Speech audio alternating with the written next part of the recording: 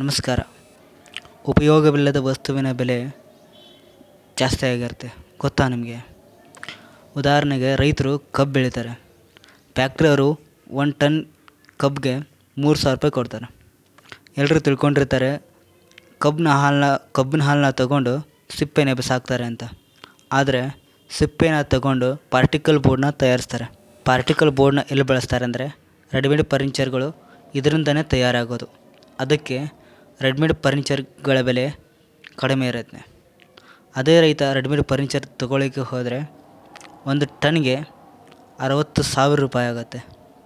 ಹೀಗೆ ಅಂದರೆ ಸಿಂಗಲ್ ಕಾಟ್ನ ಬೆಲೆ 3,000 ರೂಪಾಯಿ ಇದೆ. 50 kg ತೂಕ ಇರುತ್ತೆ. 500 kgಗೆ ಎಷ್ಟಾಗುತ್ತೆ? 30,000 ರೂಪಾಯಿ ಆಗುತ್ತೆ. 1 ಟನ್ಗೆ ಎಷ್ಟಾಗುತ್ತೆ? 60,000 ರೂಪಾಯಿ ಆಗುತ್ತೆ.